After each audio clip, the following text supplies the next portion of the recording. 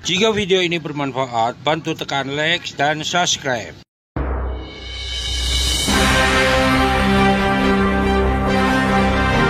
Ya, assalamualaikum warahmatullahi wabarakatuh. Salam jumpa kembali bersama Kasodi Channel.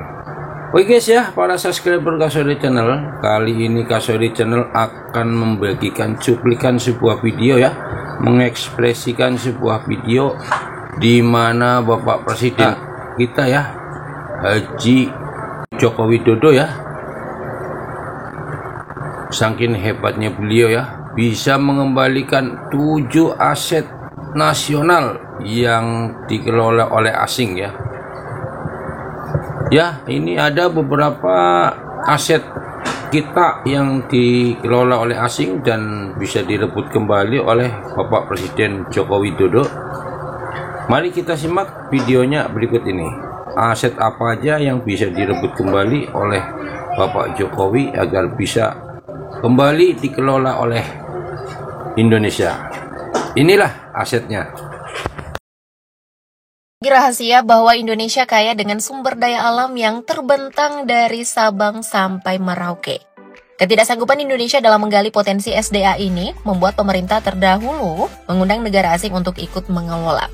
Indonesia pun harus rela melihat kekayaan alamnya dinikmati negara lain. Kini meski tak sepenuhnya dinasionalisasi, setidaknya Indonesia sudah bisa bangga karena mendapat pembagian keuntungan paling besar. Nah, berikut ini 7 aset Indonesia yang mampu direbut kembali dari asing. Ya, kita mulai yang pertama guys ya, adalah PT Freeport guys. Freeport. Kita mulai dari Freeport, salah satu konsesi yang kembali ke pangkuan Ibu Pertiwi. Nah, Freeport merupakan tambang emas terbesar di dunia. Tak hanya emas, tambang gunung Garsberg di Papua juga mengandung biji lain, yakni tembaga dan perak. Pemerintah yang mempunyai ambisi berebut Freeport berhasil mengeluarkan peraturan pemerintah nomor 1 tahun 2017 tentang pelaksanaan kegiatan usaha pertambangan mineral dan batu bara atau Minerba. Yang pada intinya melalui aturan ini, pemerintah membuka peluang perusahaan tambang untuk ekspor konsentrat dengan syarat mengubah status kontrak karya atau KK menjadi IUPK, izin usaha pertambangan khusus.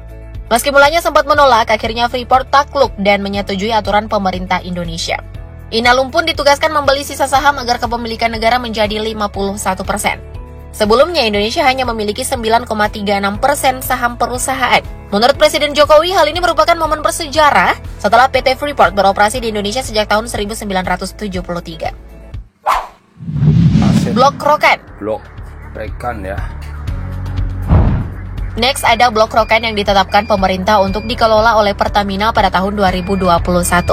Nah, Blok Rokan merupakan produsen minyak terbesar di tanah air dengan cadangan 500 juta hingga 1,5 miliar barel setara minyak. Presiden Jokowi pun menegaskan pada Senin 3 Juni 2024 lalu bahwa kepemilikan dan pengelolaan Blok Rokan di Dumai, Provinsi Riau telah 100% berada di tangan Pertamina. Dengan begitu diharapkan target produksi minyak bisa 200.000 barel per hari. Jika sebelumnya ketika dikelola Chevron Pacific Indonesia, perusahaan energi asal Amerika, Blok Rokan hanya menghasilkan 130.000 barel minyak per hari. Maka setelah diambil alih Pertamina meningkat menjadi 162.000 barel per hari. Presiden Jokowi pun telah menetapkan target ambisius untuk Blok Rokan agar dapat meningkatkan produksi minyak menjadi lebih dari 200.000 barel per hari. Nah, terkait strategi pencapaian target, Pertamina telah mulai memakai teknologi baru yang menjanjikan. Saat ini teknologi tersebut telah diterapkan pada satu sumur dan menghasilkan produksi yang berlipat. Selanjutnya, target untuk 2-3 sumur. Upaya yang patut diacungi jempol. Dan yang ketiga adalah Blok Mahakam. Blok Mahakam.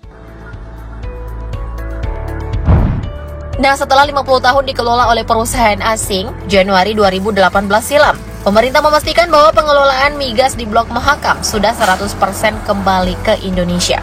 Dan saat ini dikelola oleh Badan Usaha Milik Negara PT Pertamina Persero. Dulu semua Blok Mahakam dikuasai oleh PT Total E&P atau Exploration and Production Indonesia atau TEPI. Tapi kontrak mereka habis per 31 Desember 2017. Pemerintah Indonesia tegas tak memperpanjang izin pengelola blok atau wilayah kerja Mahakam di Kalimantan Timur dan memilih mengambil alih pengelolaannya dengan menyerahkan ke PT Pertamina. Kala itu PT Pertamina menyiapkan dana investasi senilai 187 US dollar atau setara dengan 2,33 triliun rupiah untuk mencukupi kebutuhan masa transisi pengambil alihan Blok Mahakam. Investasi tersebut bertujuan menjaga tingkat produksi Blok Mahakam setelah dilakukannya amandemen kontrak bagi hasil atau production sharing contract. Di momen itu, Pertamina juga melakukan penyelesaian kontrak kerja untuk 530 kontrak existing dengan pihak ketiga dengan nilai 1,27 miliar dolar Amerika Serikat untuk menjaga kesinambungan kegiatan produksi di Blok Mahakam. Selanjutnya, pengambil alihan aset negara dari tangan asing pun terjadi pada perusahaan tambang asal Amerika Serikat mengambil alih Newmont Nusa Tenggara. Pada November 2016 silam, PT Newmont Nusa Tenggara atau PT NNT mengumumkan bahwa proses transaksi pengambil alihan kepemilikan saham di PT NNT sebesar 82,2% oleh PT Aman Mineral International atau PT AMI telah selesai dilakukan dengan lancar. Karena itu pemilik saham PT NNT dan aset-aset terkait lainnya telah sepenuhnya dimiliki oleh perusahaan nasional, yakni PT Aman Mineral International atau PT AMI, yang menguasai 82,2% kepemilikan saham, dan PT Pukuafuinda atau PT PI sebagai pemegang saham sebanyak 17,8%.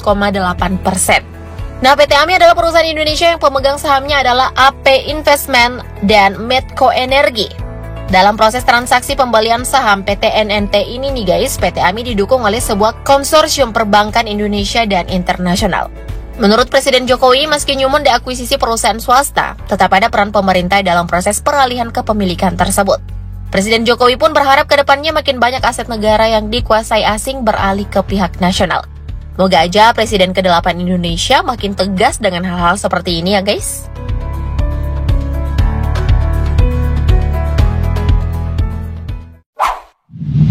Blok Sanga-Sanga. Nah, Blok Sanga-Sanga yang terletak di Kabupaten Kutai Kertanegara, Kalimantan Timur, juga sebelumnya dikuasai oleh Vico atau Virginia Indonesia Company, perusahaan minyak dan gas bumi Amerika Serikat dari tahun 1973. Namun di masa pemerintah Jokowi, perusahaan ini telah diambil alih oleh Pertamina pada Agustus 2018 silam. Blok Sanga-Sanga sendiri merupakan salah satu dari 8 wilayah kerja terminasi yang diserahkan pengelolaannya dari pemerintah kepada Pertamina setelah habis masa kontrak dan akhirnya tak diperpanjang. Nah, Blok Sanga-Sanga menghasilkan produksi minyak kondensat sebesar 10.753 barel oil per hari dan gas 80,7 juta kaki kubik per hari. Bahkan Blok Sanga-Sanga diperkirakan memiliki estimasi kumulatif produksi sebesar 258 juta barel setara minyak. Berlimpah ya guys.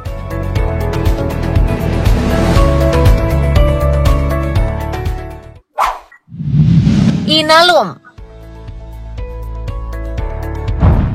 Next ada PT Indonesia Asahan Aluminium atau Inalum yang pada Desember 2013 silam resmi menjadi milik Indonesia. Hal tersebut terjadi setelah ditandatanganinya perjanjian pengakhiran Master Agreement proyek Asahan dan pengalihan atas seluruh saham yang dimiliki oleh Nippon Asahan Aluminium Co. Ltd. dalam PT Inalum kepada pemerintah Indonesia. Nah, Inalum sendiri merupakan perusahaan aluminium terbesar yang terletak di Sumatera Utara. Sebelum benar-benar dikuasai Indonesia, Nippon Asahan Aluminium Co. Ltd., perusahaan asal Jepang ini menguasai sebesar 58,8%. Pemerintah Indonesia di bawah kepemimpinan Presiden Susilo Bambang Yudhoyono pun berhasil tak memperpanjang kontrak yang habis di tahun 2013 dan mengambil alih semua saham tersebut untuk berubah menjadi BUMN. Langkah yang tepat banget ya guys.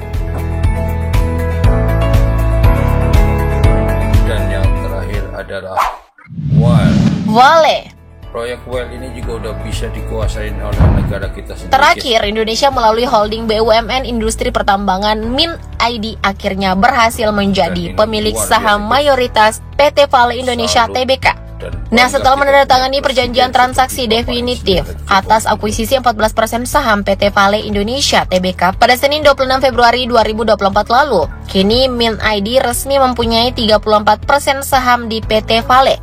Min ID membeli 14% saham Inco sebesar Rp3.050 per lembar saham atau sekitar 300 juta US dollar atau setara dengan 4,69 triliun rupiah. Di mana asumsi kurs rupiahnya adalah 15.656 per US dollar. Nah, dengan Min ID menjadi pemegang 34% saham Inco, maka bisa dikatakan kepemilikan saham Vale Canada Limited berkurang menjadi 33,9% dari sebelumnya 43,79%. dan saham Sumitomo Metal Mining menjadi 11,5% dari 15,03%. Indonesia 54,6%. Oke guys, bagaimana pendapat Anda semuanya tentang tindak dan langkah cepat Presiden Insinyur Haji Joko Widodo? Like dan komen, jangan lupa subscribe buat yang belum subscribe.